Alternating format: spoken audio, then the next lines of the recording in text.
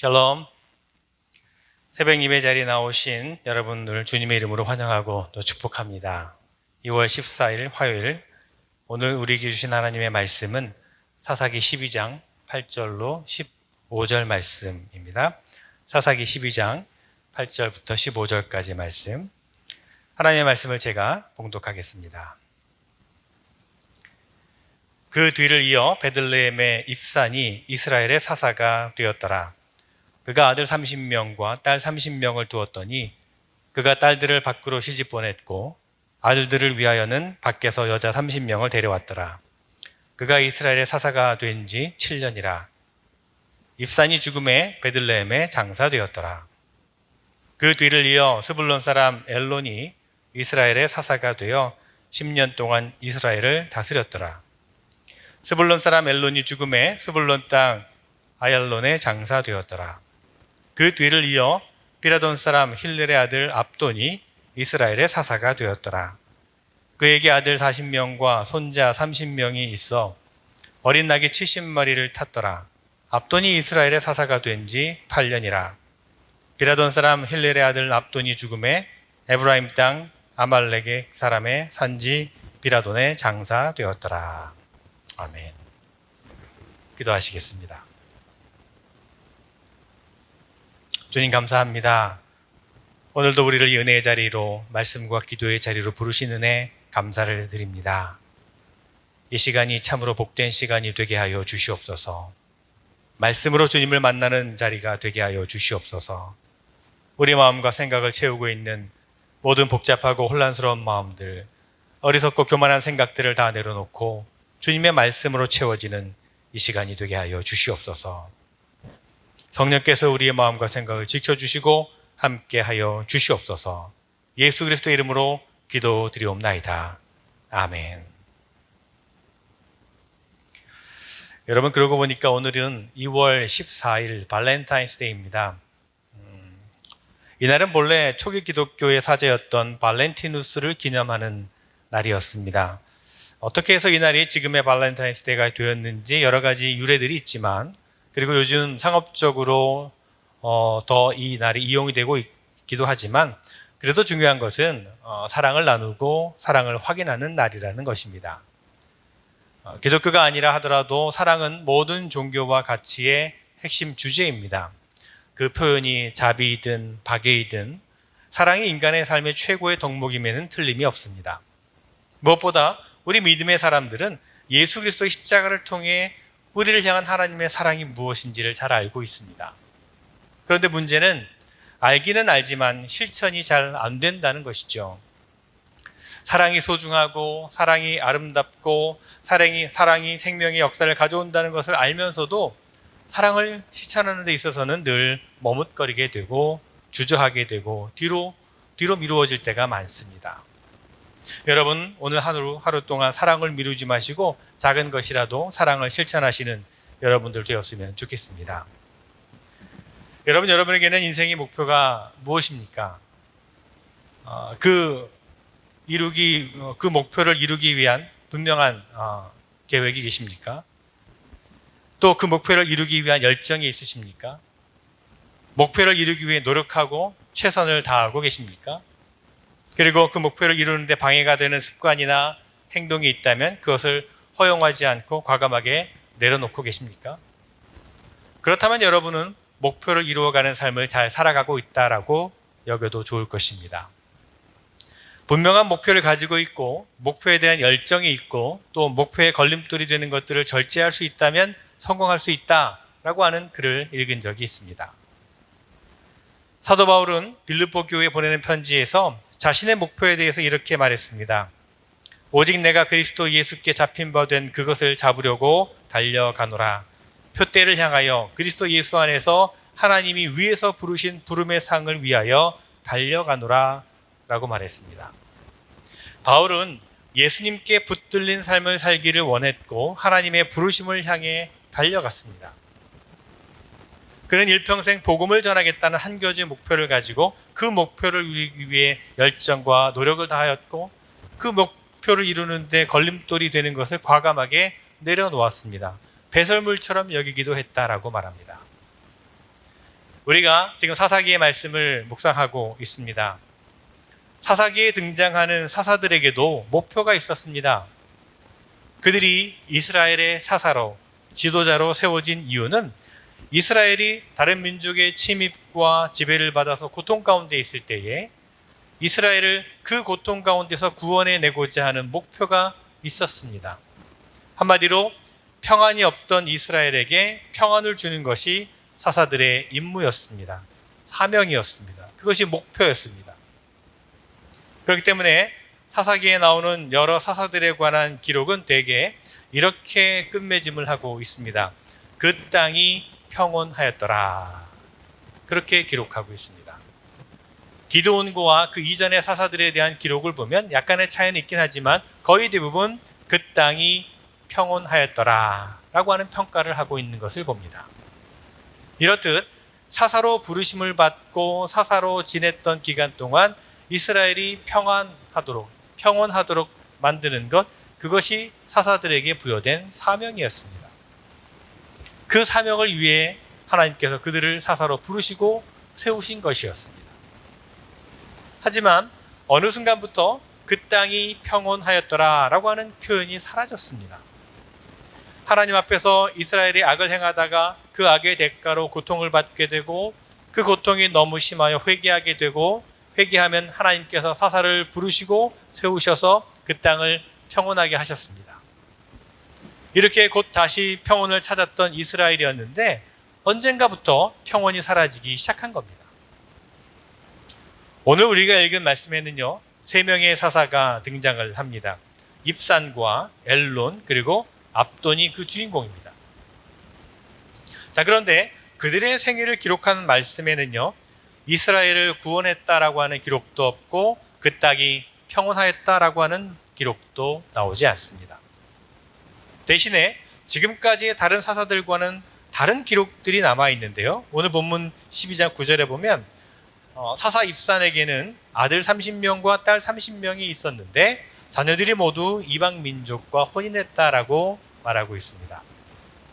신명기 7장 3절 4절에 보면 하나님께서는요, 이스라엘에게 이방 민족과의 혼인에 대해서 이렇게 말씀하셨습니다. 그들과 혼인하니도 말지니 내 딸을 그들의 아들에게 주지 말 것이요 그들의 딸도 내 며느리로 삼지 말 것은 그가 내 아들을 유혹하여 그가 여호와를 떠나고 다른 신들을 섬기게 함으로 라고 말합니다. 자, 그럼에도 입사는 그 자녀들을 모두 이방 민족과 혼인을 시켰습니다. 입산이 이와 같이 했던 가장 큰 이유는 자녀들의 결혼을 통해서 이웃 민족과 정략적인 관계를 맺기 위한 것이었습니다. 분쟁이 가능한 이웃 민족과 서론을 맺게 되면 싸울 일이 없어지기 때문이죠. 그래서 주변의 이웃 민족과 일종의 정략 결혼을 시켰던 겁니다. 그리고 사사 엘론에 대해서는 그가 10년 동안 이스라엘을 다스렸고 아얄론의 장사되었다라고 하는 기록만이 남아 있습니다. 다른 어떤 기록도 나오지 않습니다. 사사 압돈 역시 자녀들에 대해서 말씀이 나옵니다. 그에게는 아들 40명 또 손자 30명이 있었는데 그들 모두가 나귀를 타고 다녔다라고 말합니다. 자녀가 많았다라고 하는 것은 아내가 한 사람이 아닌 여럿이었음을 말해 줍니다. 아내가 여럿 있었다면 그만큼 많은 재산이 있었을 것입니다. 압돈의 자녀들이 나귀를 타고 다녔다라고 하는 것은 그만큼 그가 풍족한 생활을 누렸다는 것을 말해주고 있습니다. 그렇습니다. 결국 오늘 말씀에 등장하는 3명의 사사들은 하나님께서 주실 평안을 찾고자 했던 사사들이 아니라 자신들만의 평안을 누리고자 했던 사람들이었다라고 말할 수가 있습니다. 사명을 위해 살았던 사람들이다라기보다는 자신의 입신양명을 위해서 살았다라고 할 수 있을 것입니다. 여러분, 세상에는 욕심을 위해 사는 사람과 사명을 위해 사는 사람이 있습니다. 욕심을 위해 사는 사람은 자신의 야망을 먼저 생각합니다. 하지만 사명을 위해 사는 사람은 하나님께서 이 땅에 보내신 뜻을 먼저 생각합니다.